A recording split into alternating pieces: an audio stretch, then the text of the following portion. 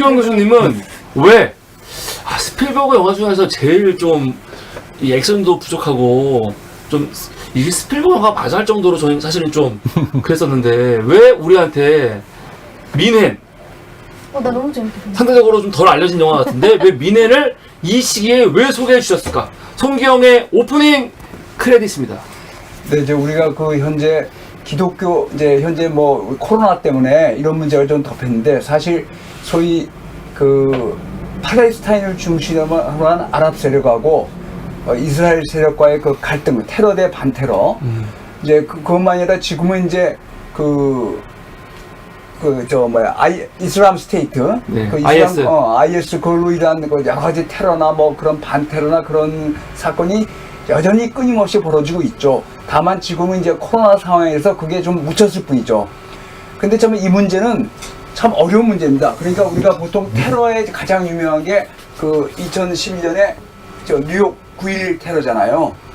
그게 제일 큰 사건이었죠. 그쵸. 정말 네, 테러 그래요. 역사에서 정말 예. 엄청난 사건이었죠. 네. 그 네네. 유럽의 그 쌍둥이 빌딩이 비행기로 납치해 가서 네. 그거를 무너뜨렸으니까. 네네. 근데 사실 그 전에 네. 그 전에도 그 팔레스타인하고 이스라엘의 갈등 사이에서 많은 테러들이 벌어졌는데 네. 그 전에 테러의 대명사는 9.11이었습니다. 이 민헨, 민헨 올림픽 네. 사건이었어요. 네네. 그래서 굉장히 중요한 사건입니다. 그러니까 네. 역사적으로 굉장히 중요한 사건이고 이 사건을 계기로 양쪽의 어떤 그 테러 대 반테러에 저희가 훨씬 더 아주 격렬해졌어요. 예. 그러니까 2011년에 그 9.11 테러 이전에는 뮌헨 올림픽 테러가 대명사, 물론 다른 것도 많았지만 가장 네, 대명사였는데 이게 이제 영화화가 안 됐습니다. 이게 1972년에 벌어지고 그 다음에 이제 그 1972년에 그 검은 9월달이 그 뮌헨 그 올림픽 당시에 이스라엘 그 선수들 선수촌에 난입해서 인질을 잡아가지고 하다 결국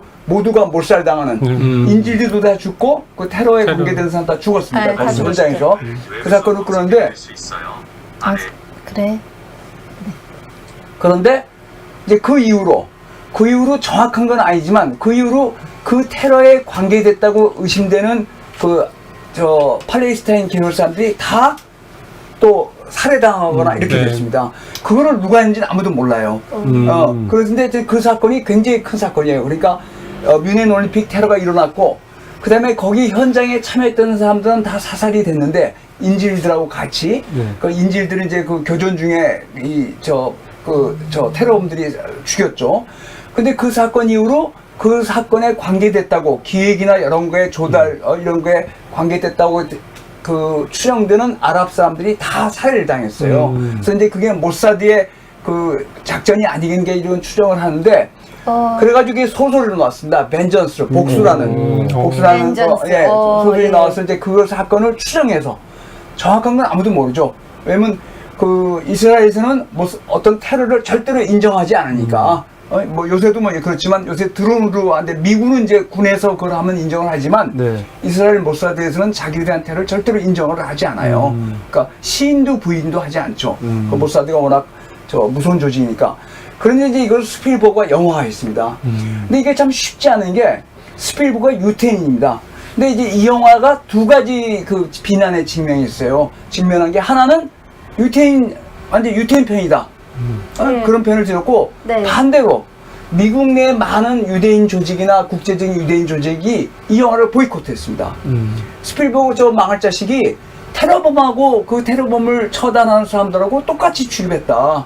그게 큰 쟁점이 됐어요. 그러니까 이건 굉장히 정말 중요한 일입니다.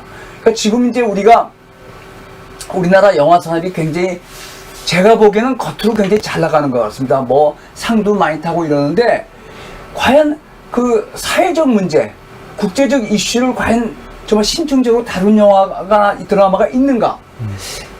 그건 좀 아닌 것 같아요.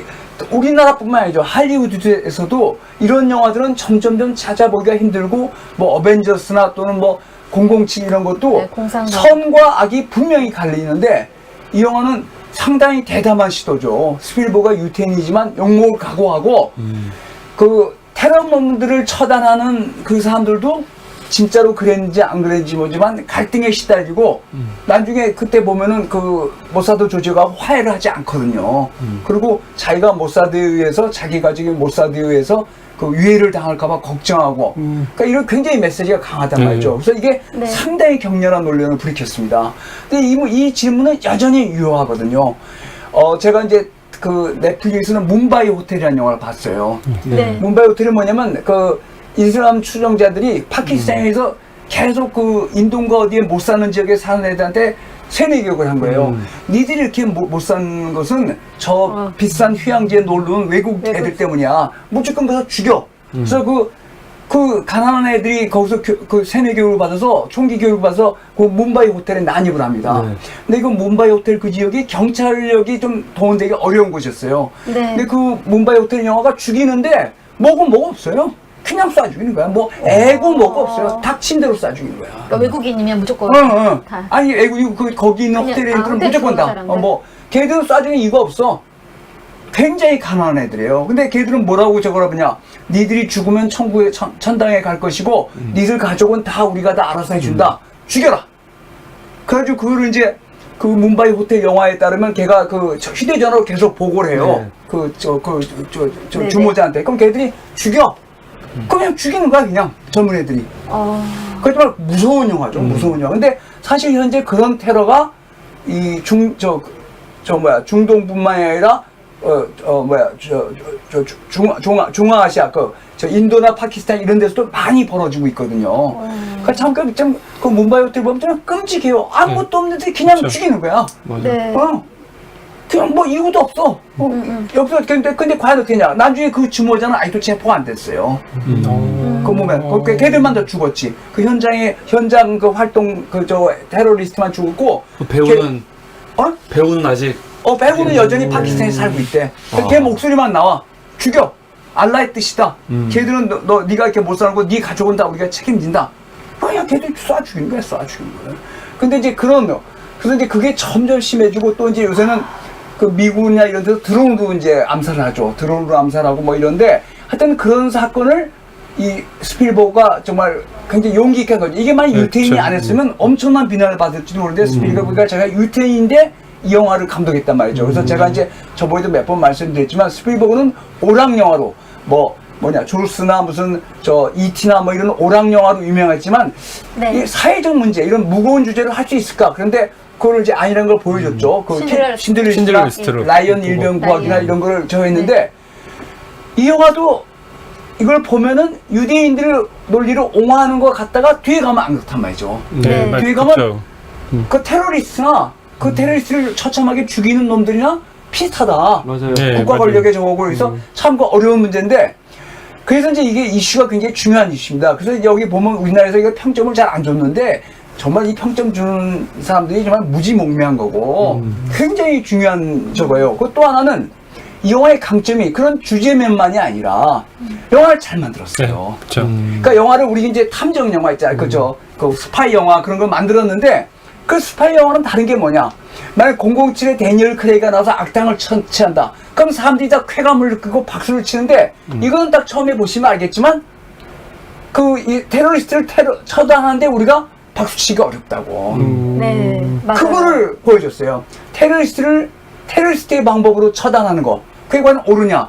그걸 아주 요새 나온 탐정 영화 뭐 있잖아. 여러 가지 무슨 네, 스파이 영화나 네. 그런데 그건 너무 황당무계하고 악과 선의 대립이 분명하고 이런데 그런 사람들을 1차원적으로 만드는 거고 이 영화는 한 번 더 생각해보고 한단 말이죠. 우리가 전 역사나 우리가 여러 가지에서 우리는 그런 것도 굉장히 안전한 국가에 있지만 하여튼 세계는 여전히 그런 거로 시달리고 많은 사람들이 그 후유증으로 고생한단 말이죠. 네. 그래서 여기도 나중에 굉장히 충격적인 게 옛날에도 그런 영화가 있습니다. 60년대 이스라엘하고 아랍하고 전쟁하기 직전에 네. 그때도 이스라엘 모사드들이 운영해서 그 테러를 했어요. 반테러를. 근데 그때 사람들은 나중에 그게 역겹다고 군대에 자원 입대를 한다고. 그래서 걔들이 이스라엘 아랍 전쟁을 승리를 이끈다 이건데 이건 뒤에 결말이 훨씬 완전 비타협적이에요. 반테러의 그 팀장인 애가 모사드의 논리에 수긍하지 않는 거야. 그쵸. 예. 그게 굉장히 강점이에요. 그래서 유대인 조직한테 굉장히 많은 비난을 받았습니다. 근데 하여튼 그것도 중요하지만 제가 거듭 말씀드리면 영화를 전개하는 방식이 굉장히 잘 만들었어요. 물론 여기는 다 허구입니다. 그러니까 근데 프랑스 조직의 관계, 프랑스 루이. 그건 완전히 허구예요. 네, 다 네, 모사들이 네, 찾아내는데 네. 그걸 이제 극적으로 이렇게 만들어낸 거예요. 여러 가지 일부러, 상황들이 네. 다 허구입니다. 사실의 역사적 사건은 있었지만 정확하게 모르고 전부 마지막 상상력으로 쓴 거예요. 근데 원작이 이제- 있는 거죠. 원작을 쓴데 벤전스란 소설인데 원작인 그것도 거예요? 많이 좀 적어놨는데 음. 근데 사실 그 프랑스 조직 이야기가 상당히 영화의 그 재미를 불려주거든. 맞아. 그쵸, 맞아요. 묘한 조직이란 네. 말이죠. 그런 조직이 있어서 양쪽의 정보를 파는 거죠. 양쪽에 돈만 어, 주면 있을 것 같아요. 그런 조직이 있겠죠, 당연히. 네. 그 정보를 찾으려면 왜냐면 정보원이라는 게 있거든, 어디나. 우리나라 경찰도 정보원이 있고 다 있지만 그런 테러 조직이나 이런 것도 서로 정보원이 있는 거예요, 정보원이. 그래서 그 영화 만드는 방식이 정말 흥미진진하게 잘 만들었는데 차이가 뭐냐? 우리가 알고 있는 스파이 영화의 차이는 우리가 쾌감을 느끼기 어렵단 말이죠. 네? 네. 네. 크게 다르죠. 그러니까 우리가 맞아요. 스파이 영화에서 007에서 007의 악당을 다다당 처리하면 박수하지만 이거는 쟤들이 아무리 테러했지만 저렇게 죽여도 되는 건가? 그게 참 어려운 문제입니다. 네. 그래서 그런 문제에서 요새 이제 저는 그 우리나라 영화하고 세계 영화하고 좀 걱정하는 게 너무 사람들을 1차원적으로 만들어가요. 너무 사람들이 1차원적으로 만들어가서 단순하게 이렇게 자꾸 그러는데 그래서 그런 면에서 볼 때는 자꾸 문제작들이 없어지는 것 같아요. 그 이제 제가 보기에 오징어 게임의 장점은 크게 묘한 거를 준단 말이죠. 그 성과 악도 아니고 뭐 이런 그런 걸 주는데 그런 걸 좀 하는데 이런 그 옛날에 비해서 여기 이제 이 영화 2000년인데 2000년 전, 지금부터 10년 전, 20년, 30년 전에 그 영화나 드라마랑 비교할 때 과연 21세기에 지금 굉장히 여러 가지로 기법성으로 발전한 영화들이 옛날보다 어떤 사회적 이슈나 정치적 이슈나 인간적 이슈에 더 임팩트를 주느냐? 그건 전 좀 의심하고 있습니다. 그래서 이 점에서 이건 정말 보시면 정말 흥미진진한 영화입니다. 그리고 근데 잘 만들었어요, 영화를. 네, 맞습니다. 영화 기법도 잘 여러 가지 카메라 샷이나 이야기 전개나 이런 거를 아주 뼈와 살을 붙여서 흥미진진하게 만들었고 네. 끝에 바로 제일 끝에는 어느 편도 들지 않는 거예요. 아랍 테리스트 편은 안 들지만 모사드 편도 안 드는 거예요. 그러니까 이 사람이 모사드 가자니까 안 하고 나중에 모사드 쪽도 식사하지 않으니까 거부하잖아요. 그러니까 맞아요. 어떻게 될지 모르는 거죠. 정말 모사드가 그 가족을 줄일지도 모르고 참 그 어려운 이야기인데 그래서 이런 영화야말로 정말 한번 꼭 보시면 절대로 후회하시지 않는다고 생각해서 제가 추천했습니다. 네, 어, 감사합니다. 네. 지금까지 송기영의 오프닝